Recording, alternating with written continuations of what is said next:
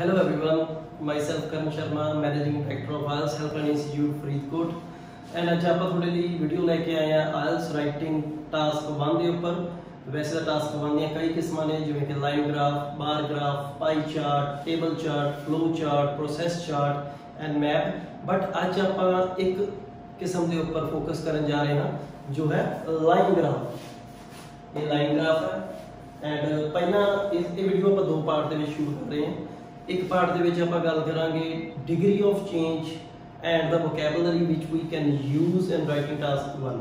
ਜਿਹੜੀ vocab ਆਪਾਂ use ਕਰ ਸਕਦੇ ਹਾਂ task 1 ਦੇ ਵਿੱਚ ਜਾਂ ਜਿੱਦਾਂ ਦੇ ਆਪਾਂ degree of changes यूज ਕਰ ਸਕਦੇ ਹਾਂ ਉਹ ਆਪਾਂ ਇਸ ਵੀਡੀਓ ਦੇ ਵਿੱਚ ਦਿਖਾਵਾਂਗੇ ਐਂਡ ਹੋਪਫੁਲੀ ਨੈਕਸਟ ਵੀਡੀਓ ਦੇ ਵਿੱਚ ਜਾਂ ਇਸ ਦੇ ਨਾਲ ਹੀ ਅਸੀਂ ਅਟੈਚ ਕਰ ਦਾਂਗੇ ਵੀਡੀਓ ਜਿਹਦੇ ਵਿੱਚ ਅਸੀਂ ਵੇ ਆਫ ਰਾਈਟਿੰਗ ਵੀ ਦਿਖਾਵਾਂਗੇ ਕਿ ਆਪਾਂ ਕਿਵੇਂ 7 ਬੈਂਡ ਵਾਲਾ ਲਿਖ ਸਕਦੇ ਹਾਂ ਜਾਂ 7.5 8 ਬੈਂਡ ਕਿੱਦਾਂ ਸਕੋਰ ਕਰ ਸਕਦੇ ਹਾਂ task 1 ਦੇ ਵਿੱਚ। फर्स्ट ऑफ ऑल सबको क्लियर ही होना कि राइटिंग टास्क 1 दी लिमिट है एटलीस्ट 150 वर्ड्स, मींस 150 तो लिखनी है, 150 तो ज़्यादा भी कर सकते हो, कोई भी टेंशन वाली गल नहीं। सो ग्राफ अपना sales of gold in USA, ये अपन गति हुई है सेल्स मतलब कि $10 मिलियन, $20 मिलियन, 90 तक वैल्यू दी गई है एंड ईयर देते हुए अपन 2001, 2, 3 एंड ईयर 2010। सो ਆਪਾਂ ਸਟਾਰਟ ਕਰਦੇ ਹਾਂ ਪਹਿਲਾਂ ਡਿਗਰੀ ਆਫ ਚੇਂजेस ਦੇ ਨਾਲ। ਹੁਣ ਜਦੋਂ ਆਪਾਂ ਗ੍ਰਾਫ ਨੂੰ ਰੀਡ ਕਰਦੇ ਹਾਂ ਤਾਂ ਆਪਾਂ ਰੀਡ ਕਰਦੇ ਹਾਂ 2001 ਦੇ ਵਿੱਚ ਗ੍ਰਾਫ ਦੇ ਅਕੋਰਡਿੰਗ 골ਡ ਦੀ ਸੇਲ ਯੂਐਸਏ ਦੇ ਵਿੱਚ ਕਿੰਨੀ ਸੀ। ਆਪਾਂ ਸਾਰਾ ਪੰਜਾਬੀ ਦੇ ਵਿੱਚ ਡਿਸਕਸ ਕਰਾਂਗੇ, ਬਾਅਦ ਚ ਆਪਾਂ ਇੰਗਲਿਸ਼ ਦੇ ਵਿੱਚ ਲਿਖਦੇ ਹਾਂ। ਇਹ ਕਿੰਨੀ ਸੀ $30 ਮਿਲੀਅਨ। ਠੀਕ ਹੈ ਜੀ। In the first year the sale of the 골ਡ ਵਾਸ $30 ਮਿਲੀਅਨ। ਉਸ ਤੋਂ ਬਾਅਦ ਤੁਸੀਂ ਸਾਰੇ ਦੱਸ ਸਕਦੇ ਹੋ ਕਿ ਇਹ ਵੈਲਿਊ ਘਟੀ ਹੈ ਕਿ ਵਧੀ ਹੈ। ਇਹ ਵੈਲਿਊ ਘਟੀ ਹੈ ਪਰ ਘਟੀ ਕਿੰਨਾ ਹੈ, ਕਿੰਨਾ ਕੁ ਵਧੀ ਚੀਜ਼, ਕਿੰਨੀ ਕੁ ਘਟੀ ਚੀਜ਼, ਉਸ ਨੂੰ ਆਪਾਂ ਕਹਿੰਦੇ ਆ degree of change. Degree of change means that change ਕਿੰਨਾ ਕੁ ਵੱਡਾ ਹੈ, ਚੇਂਜ ਛੋਟਾ ਹੈ, ਚੇਂਜ ਵੱਡਾ ਹੈ ਜਾਂ ਲਗਾਤਾਰ ਚੇਂਜ ਆ ਰਿਹਾ ਹੈ ਜਾਂ ਚੇਂਜ ਵਿੱਚ ਉਤਾਰ ਚੜਾਵ ਹੈ। So that we are going to focus firstly on the degree of change. So degree of change we are going to talk। ਇੱਥੇ ਆਪਾਂ ਜੇ ਗੱਲ ਦੇਖਦੇ ਹਾਂ ਤਾਂ ਇੱਥੇ 30 ਤੋਂ ਹਲਕਾ ਜਿਹਾ ਘਟਿਆ, ਮਤਲਬ ਕਿ ਘਟ ਕੇ ਅਪਰੋਕਸੀਮੇਟਲੀ 28 ਹੋ ਗਿਆ ਹੋਣਾ, 27 ਹੋ ਗਿਆ ਹੋਣਾ। ਤੇ ਇਸ ਟਰਮ ਨੂੰ ਆਪਾਂ ਫਸਟ ਮੰਨਦੇ ਹਾਂ ਤੇ ਫਸਟ ਨੂੰ ਆਪਾਂ ਲਿਖਦੇ ਹਾਂ ਫਸਟ ਡਿਗਰੀ ਆਫ ਚੇਂਜ ਆਪਣਾ ਹੋ ਗਿਆ ਸਮਾਲ ਚੇਂਜ।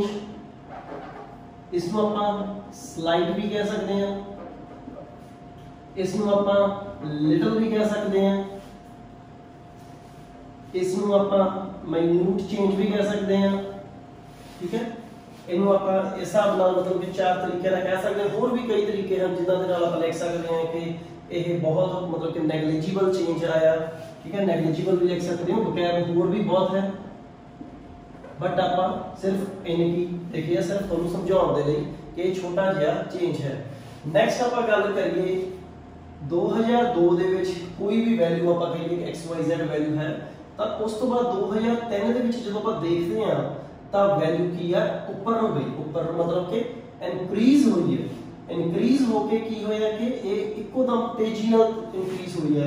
ਮੰਨ ਲਓ ਕਿ ਇੱਥੇ 28 ਸੀ ਤੇ ਇੱਥੇ ਇੱਕੋਦਮ 50 ਜਾਂ 51 ਚਲੀ ਗਈ, ਮਤਲਬ ਕਿ ਕਾਫੀ ਵੱਡਾ ਚੇਂਜ ਆਇਆ। ਵੱਡੇ ਚੇਂਜ ਨੂੰ ਆਪਾਂ ਕੀ ਕਹਿ ਸਕਦੇ ਹਾਂ ਸੈਕਿੰਡ ਨੰਬਰ ਚੇਂਜ। ਇਹਨੂੰ ਆਪਾਂ ਸਵਿਫਟ ਚੇਂਜ ਕਹਿ ਸਕਦੇ ਹਾਂ, ਇਹਨੂੰ ਆਪਾਂ ਸ਼ਾਰਪ ਚੇਂਜ ਕਹਿ ਸਕਦੇ ਹਾਂ, ਇਹਨੂੰ ਆਪਾਂ ਟ੍ਰੈਮੈਂਡਸ ਚੇਂਜ ਕਹਿ ਸਕਦੇ ਹਾਂ, ਇਹਨੂੰ ਆਪਾਂ ਸਿਗਨੀਫਿਕੈਂਟ ਚੇਂਜ ਵੀ ਕਹਿ ਸਕਦੇ ਹਾਂ, ਡਰਾਮੈਟਿਕ ਚੇਂਜ ਵੀ ਕਹਿ ਸਕਦੇ ਹਾਂ ਐਂਡ ਆਪਾਂ ਇਸ ਨੂੰ ਸਡਨ ਚੇਂਜ ਵੀ ਕਹਿ ਸਕਦੇ ਹਾਂ, ਰੈਪਿਡ ਵੀ ਕਹਿ ਸਕਦੇ ਹਾਂ, ਡਰਾਮੈਟਿਕ ਵੀ ਕਹਿ ਸਕਦੇ ਹਾਂ ਅਤੇ ਕਈ ਹੋਰ ਤਰ੍ਹਾਂ ਦੇ ਵੀ ਚੇਂਜਸ ਆ ਜਿਹੜੇ ਆਪਾਂ ਕਹਿ ਸਕਦੇ ਹਾਂ ਬਟ मैं इन्ने ही लिखने एप्रोप्रिएट समझदा। जे आप इन्ने भी यूज कर लिए तो we can easily score 7+ bands specially in task 1। So आप नेक्स्ट डिग्री ऑफ चेंज की गल करिए, ये आप देखिए तो 2003 तो बाद 4, 5, 6 तक की है घटिया। हुण मान लो कि जब आप कह दिंदे हैं कि पहले साल दे विच पेट्रोल की कीमत घट गई, दूजे साल च भी घट गई, तीजे च भी घट गई, चौथे च लगातार घटी। लगातार क्यों? पहले च भी घटी सी, दूजे च भी घटी सी, तीजे च भी घटी सी ते चौथे च भी। सिमिलरली जो किसी लंबे पीरियड के लिए इको ट्रेंड रहे, नो मैटर इंक्रीज है कि डिक्रीज है, उदों आप उसको की कह सकते हैं continuous change. So I am going to write the third change. ਆਪਾਂ third mark ਕੀਤਾ continuous. फिर ਇਹਦੇ synonyms ਦੀ ਗੱਲ ਕਰੀਏ ਆਪਾਂ continual, regular, periodic. Periodic ਆਪਾਂ ਉਦੋਂ यूज करना ਜਦੋਂ ਆਪਾਂ ਨੂੰ years ਦੇ ਅਕੋਰਡਿੰਗ ਦਿੱਤਾ ਹੋਇਆ ਜਾਂ months ਦੇ ਅਕੋਰਡਿੰਗ ਦਿੱਤਾ ਹੋਇਆ ਜਾਂ ਆਪਾਂ ਨੂੰ weeks ਦੇ ਅਕੋਰਡਿੰਗ ਦਿੱਤਾ। ਹੋਰ ਆਪਾਂ ਨੂੰ ਕਹਿ ਸਕਦੇ ਹਾਂ steady change। चेंज ਕਹਿਣ ਤੋਂ ਭਾਵ ਹੈ ਕਿ increase ਵੀ ਹੋ ਸਕਦਾ, decrease ਵੀ ਹੋ ਸਕਦਾ, but basically ਆਪਾਂ just we are focusing on the degree of change। so next देखिए, next कोई change नहीं आया, कोई change नहीं आया मतलब 2006 ਦੇ ਵਿੱਚ ਜੋ ਵੈਲਿਊ ਹੈ 2007 ਦੇ ਵਿੱਚ ਵੀ ਸੇਲ ਗੋਲਡ ਦੀ ਉਨੀ ਹੀ ਹੈ, कोई चेंज ना आया। इटसेल्फ क्लियर है कि ये रहा अनचेंज। इसमें आप सेम भी कह सकते हैं, कांस्टेंट भी कह सकते हैं एंड स्टेबल भी कह सकते हैं, या आप होर भी कई टर्म्स ने हम जिवें कि आप कह सकते हैं लेवल्ड ऑफ, ठीक है, इदां दे भी आप टर्म्स यूज कर सकते हैं। सो नेक्स्ट गल करते हैं आप फिफ्थ चेंज। फिफ्थ चेंज की है पहला घटी वधी घटी वधी, जिदा कि ईसीजी मशीन हुंदी है घट वध घट वध घट वध, सिमिलरली ये हुंदी है fluctuation. So we can write about it कि फिफ्थ अपना की है फ्लक्चुएशन, या आप इनको कह सकते हैं जिगजैग ट्रेंड या जिगजैग पैटर्न। सो ये हो गए अपने डिग्री ऑफ चेंजेस। एंड आप जे हम गल करिए कि चेंज ਨੂੰ ਆਪਾਂ ਕੀ ਕਹਿ ਸਕਦੇ, ਚੇਂਜ ਸਿੰਪਲ ਚੇਂਜ ਕੀ ਹੁੰਦਾ ਪੰਜਾਬੀ ਦੇ ਵਿੱਚ ਇੱਕ ਬਦਲਾਅ। ਬਦਲਾਅ ਕੀ ਹੁੰਦਾ, ਚੰਗਾ ਬਦਲਾਅ, ਮਾੜਾ ਬਦਲਾਅ। ਚੰਗਾ ਬਦਲਾਅ ਆਪਾਂ ਅੰਗਰੇਜ਼ੀ ਦੇ ਵਿੱਚ ਆਪਾਂ ਇੰਗਲਿਸ਼ ਦੇ ਵਿੱਚ ਆਪਾਂ ਟਾਸਕ 1 ਦੇ ਵਿੱਚ ਆਪਾਂ ਕਹਿ ਸਕਦੇ ਹਾਂ ਇਨਕਰੀਜ਼। ਮਾੜਾ ਬਦਲਾਅ ਡਿਕਰੀਜ਼।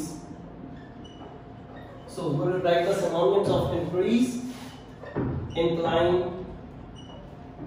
swell। swell मतलब कि ਜਦੋਂ ਆਪਣੇ ਕੋਈ ਸੱਟ ਵਗੈਰਾ ਵੱਜ ਜਾਂਦੀ ਹੈ ਜਾਂ ਜਦੋਂ ਪ੍ਰਿੰਟ ਲੱਗ ਜਾਂਦਾ ਹੈ, ਆਪਣੇ ਸਾਈਜ਼ ਹੱਥ ਦਾ ਜਾਂ ਪੈਰ ਦਾ ਵੱਡਾ ਹੋਏ ਤਾਂ ਆਪਾਂ ਕਹਿੰਦੇ ਨਹੀਂ ਮੇਰੇ ਪੈਰ ਤੇ ਸਵੈਲਿੰਗ ਹੈ ਜਾਂ ਮੇਰੀ ਆਰਮ ਦੇ ਉੱਪਰ ਸਵੈਲਿੰਗ ਹੈ। ਸਵੈਲਿੰਗ ਮੀਨਸ ਜਦੋਂ ਆਪਣੀ ਚੀਜ਼ ਦਾ ਸਾਈਜ਼ ਵੱਧ ਜਾਂਦਾ। ਰਾਈਜ਼ ਸੂਰਜ ਚੜ੍ਹਦਾ, ਚੜ੍ਹਨਾ ਮਤਲਬ ਕਲਾਈਮ। उदा आप डिक्रीज दे कह सकते हैं decline, drop, dwindle, dip, fell, ठीक है। होर भी कई इन्हां दे हैगे हैं, जिवें आप कह सकते हैं अपसर्ज, एस्केलेट, उधर आप कह सकते हैं इट वेंट डाउन, इधर आप कह सकते वेंट अप, ठीक है। बट इन्हें बहुत जे इन्हें भी तुसी यूज करते हैं टास्क 1 ਦੇ ਵਿੱਚ then you can easily score good scores। ਉਸ ਤੋਂ ਬਾਅਦ ਜੇ ਆਪਾਂ ਗੱਲ ਕਰੀਏ ਆਪਾਂ ਇਹਨਾਂ ਨੂੰ ਕਿਉਂ ਯੂਜ਼ ਕਰਨਾ ਹੈ, ਆਪਾਂ ਵੇਖਦੇ ਹਾਂ ਕਿ ਰਾਈਟਿੰਗ ਦੇ ਵਿੱਚ LR, TR, GR, ਠੀਕ ਹੈ, NCC ਇਹ ਬਹੁਤ ਇੰਪੋਰਟੈਂਟ ਚੀਜ਼ਾਂ ਜਿਹੜੀਆਂ ਆਪਾਂ ਯੂਜ਼ ਕਰਨੀਆਂ ਤੇ ਆਪਾਂ ਇਹਨਾਂ ਦਾ ਬੈਂਡਸ ਜ਼ਿਆਦਾ ਲੈ ਸਕਦੇ ਹਾਂ। ਸੋ LR ਦੇ ਵਿੱਚ ਹੀ ਇਨਕਲੂਡ ਹੁੰਦੇ ਆ ਇਹ ਕਿ ਆਪਾਂ ਕਿੰਨੇ ਲਿੰਕਰਸ, ਕਿੰਨੇ ਸਿਨੋਨਿਮਸ ਯੂਜ਼ ਕਰ ਰਹੇ ਹਾਂ, wide range de, wide variety de। so these are the things, these are the synonyms, vocabulary and words which can be used in task 1। ਆਪਾਂ ਕਿਸੇ ਵੀ task 1 यूज करते हैं and ਹੁਣ ਆਪਾਂ ਦੇਖਦੇ ਹਾਂ, ਆਪਾਂ ਲਿਖ ਕੇ ਦੇਖਦੇ ਹਾਂ ਕਿ ਆਪਾਂ ਇਹਨਾਂ ਨੂੰ ਕਿੱਦਾਂ ਲਾਈਨਸ ਦੇ ਵਿੱਚ ਭਰਨਾ। ਸੋ ਹੁਣ ਆਪਾਂ ਟਰਾਈ ਕਰਦੇ ਹਾਂ ਇਹਨੂੰ ਲਿਖਣ ਦੀ ਕਿ ਆਪਾਂ ਇਹਨੂੰ ਕਿੱਦਾਂ ਲਿਖ ਸਕਦੇ ਹਾਂ। ਐਂਡ ਡਿਗਰੀ ਆਫ ਚੇਂजेस ਜੋ ਤੁਹਾਨੂੰ ਅਰਲੀਅਰ ਮੈਂ ਸਮਝਾਏ ਸੀਗੇ एंड वो तुसी कितना यूज कर सकते हो, तुसी line graph, bar graph and even pie chart, table chart, whatever the task 1 is. So सब तो पहले जब तुहानू पता कि आप इंट्रोडक्शन लिखनी होती है राइटिंग दी, नो मैटर टास्क 1 है कि टास्क 2 है। Similarly here we write the introduction, the given line graph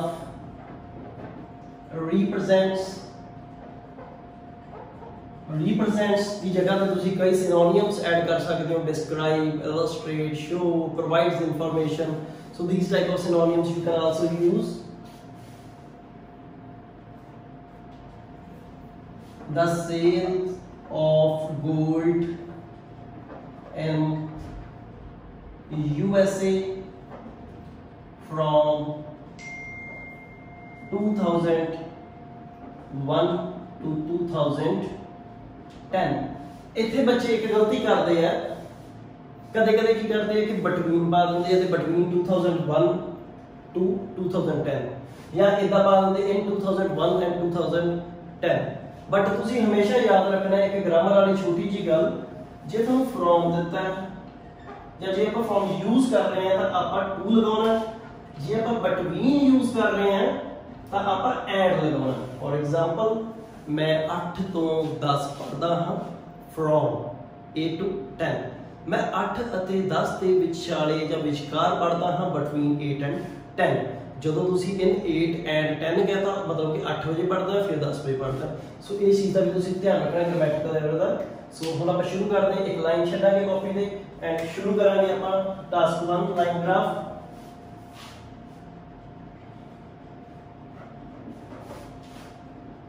The sales of gold stood at $30 million in the initial year, या तुसी साल भी मेंशन कर सकते हो 2001, और या तुसी इतना भी मेंशन कर सकते हो कि इन द फर्स्ट ईयर। उस तो बाद अगर डिग्री ऑफ चेंज फर्स्ट आ गया, जिवें कि तुहानू दस्सिया सी स्लाइड चेंज है ते चेंज की है डिग्रीज है, आप उदा देखांगे। हाउएवर ਆਪਾਂ ਇਹਦੇ ਵਿੱਚ ਵਰਡਸ ਯੂਜ਼ ਕਰਾਂਗੇ ਕੰਪੈਰੀਜ਼ਨ ਵਾਲੇ, ਕਿਉਂਕਿ ਜਦੋਂ ਆਪਾਂ ਟਾਸਕ 1 ਦਿੱਤਾ ਜਾਂਦਾ ਉਹਦੇ ਵਿੱਚ ਮੈਂਸ਼ਨ ਹੁੰਦਾ make comparisons where relevant, so we will try to use the words which are used while comparing, ਜਿੱਦਾਂ ਕਿ however, while, in contrast, in comparison। However, the sales dropped slightly in 2002। ਆਪਾਂ mention ਕਰ ਦਾਂਗੇ ਕਿ sale ਜਿਹੜੀ ਹੈ ਉਹ ਹਲਕੀ ਜੀ ਸੇਲ ਘਟ ਗਈ 2002 ਦੇ ਵਿੱਚ। ਐਂਡ ਹੁਣ ਆਪਾਂ ਨੈਕਸਟ ਡਿਗਰੀ ਆਫ ਚੇਂਜ ਤੇ ਆਗੇ। ਨੈਕਸਟ ਡਿਗਰੀ ਆਫ ਚੇਂਜ ਕੀ ਹੈ ਕਿ 2003 ਦੇ ਵਿੱਚ ਕੀ ਹੈ ਸੇਲ ਇੱਕੋਦਮ ਚਲੀ ਗਈ। ਹੁਣ ਜਦੋਂ ਕੋਈ ਵੱਡਾ ਚੇਂਜ ਹੁੰਦਾ, ਮੇਜਰ ਚੇਂਜ ਹੁੰਦਾ ਗ੍ਰਾਫ ਦੇ ਵਿੱਚ ਜਿਹੜਾ ਕਾਫੀ ਅਲੱਗ ਵੇਖ ਰਿਹਾ ਹੁੰਦਾ, ਤਾਂ ਉਦੋਂ ਆਪਾਂ ਸ਼ਬਦ ਯੂਜ਼ ਕਰ ਸਕਦੇ ਹਾਂ सरप्राइजिंगली या interestingly.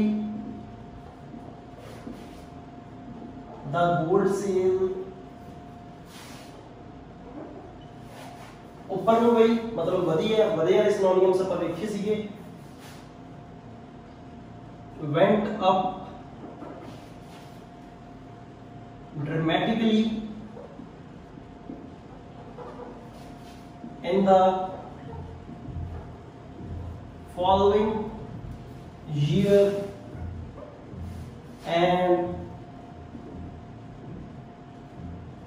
reached its peak value, that was जो भी वैल्यू आती है आप कह सकते हैं नियरली 50। ਹੁਣ ਇਹਦੇ ਵਿੱਚ ਕਈ ਚੀਜ਼ਾਂ ਦਾ ਧਿਆਨ ਰੱਖਣਾ। ਇੱਕ ਤਾਂ ਤੁਸੀਂ ਕਿ ਆਪਾਂ ਵਾਰ-ਵਾਰ ਵੋਕੈਬ ਯੂਜ਼ ਕਰਨੀ, ਵਾਰ-ਵਾਰ ਸਿਨੋਨਿਮਸ ਯੂਜ਼ ਕਰਨੇ ਆ।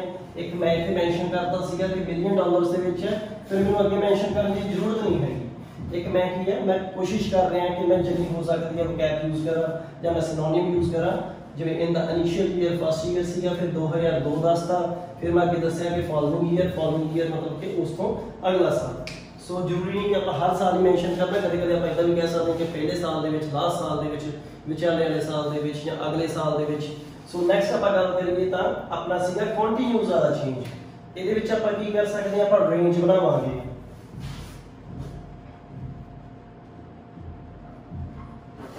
The sales declined continuously from year 2003 to 2004, and it reached, जो भी इतने वैल्यू आ रही है, nearly $42 million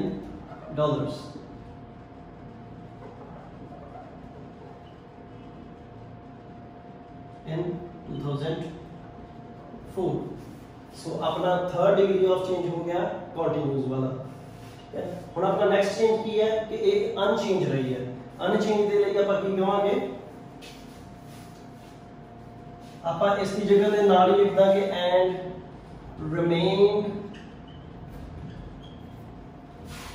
same in next year, in the next year।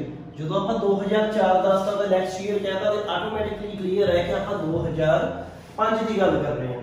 ਆਪਣੀ ਇੱਕ ਚੇਂਜ ਰਹਿ ਗਿਆ, ਆਪਾਂ ਇਸ ਨੂੰ ਕਿੱਦਾਂ ਰਿਪਰੈਜ਼ੈਂਟ ਕਰਾਂਗੇ ਉਹ ਮੈਂ ਇੱਧਰ ਲਿਖ ਰਿਹਾ। ਚਲੋ ਇੱਧਰ ਹੀ ਲਿਖ ਦਿੰਦੇ ਹਾਂ, ਜਗ੍ਹਾ ਹੈ ਥੋੜੀ ਜਿਹੀ ਆਪਾਂ ਤੋਂ। ਫॉर ਰਿਮੇਨਿੰਗ years मतलब कि बचे हुए समय के लिए the sales of gold experienced some fluctuations। सो ये अपने सारे तरह के डिग्री ऑफ चेंज हो गए जो आप यूज किए हैं। मैं एक बार दोबारा दोहराऊंगा। फर्स्ट वाला अपना ये हो गया कि जो आप क्या सीगा कि अपना फर्स्ट जिदा कि स्लाइड चेंज सीगा, ठीक है। सो आप इतने गल की सीगी स्लाइड दी। सो सैकेंड दी आप गल की सी ड्रामेटिकली दी, जो बड़ा चेंज होता है ये सैकेंड वाला हो गया, ये थोड़ा फर्स्ट वाला हो गया। एंड थर्ड आप गल की सी कंटिन्यूसली दी, आ थोड़ा कंटिन्यूसली हो गया। फिर उसके बाद आप क्या सीगा कि सेम रहे, ठीक है। वो आप इतने कहता कि रिमेन सेम। एंड लास्ट आप गल की सी फ्लक्चुएशंस की, फ्लक्चुएशंस थोड़ी इतने आ गई।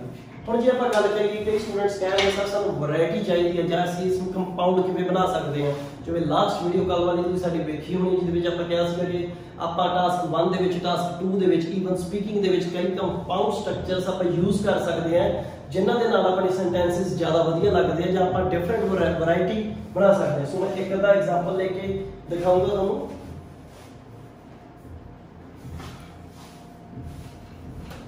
सो जिवें आपां देखिया सीगा कि इत्थे की सीगा एक घटी ते फिर तां चली गई। आपां सेंटेंस अड्ड बनाया सीगा कि 10 sales drop slightly in 2002।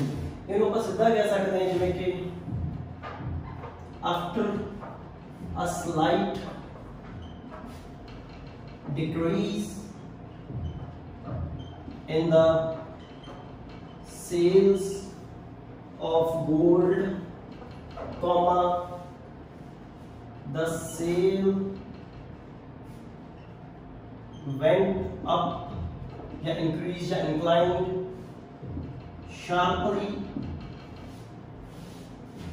and reached its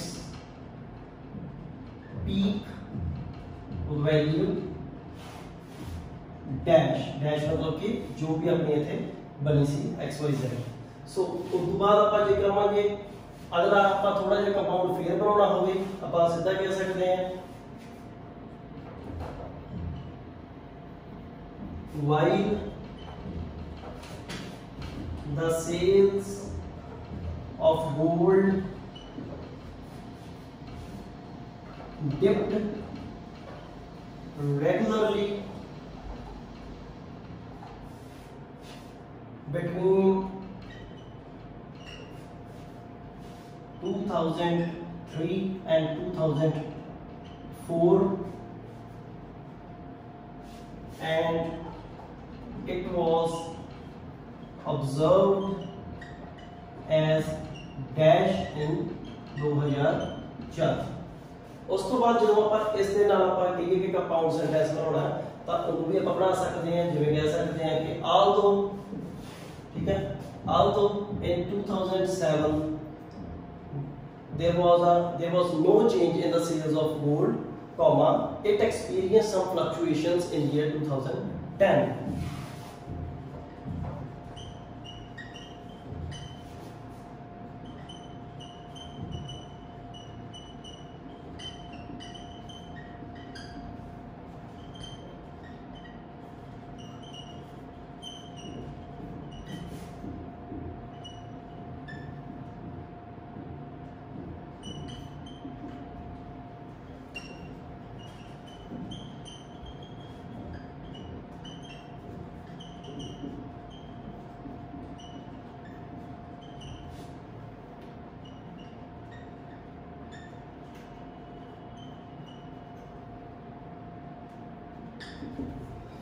Although there was no change in the sales of Word in 2006, it experienced some fluctuations in remaining years. So thank you. ये अपनी इसकी task 1 related video and hope the video. So this was our video regarding task 1 and please ਤੁਸੀਂ ਇਹ comment section ਦੇ ਵਿੱਚ ਦੱਸਣਾ ਹੈ ਕਿ ਤੁਸੀਂ ਕਿੱਦਾਂ ਦੀ video रीडिंग के उपर राइटिंग के उपर या स्पीकिंग ते किद्दां दी वीडियो साडे तो एक्सपेक्ट करदे हो एंड असीं किद्दां दी वीडियो तुहाडे लई बनाईए and do subscribe like and share our channel IELTS helpline Faridkot and thank you.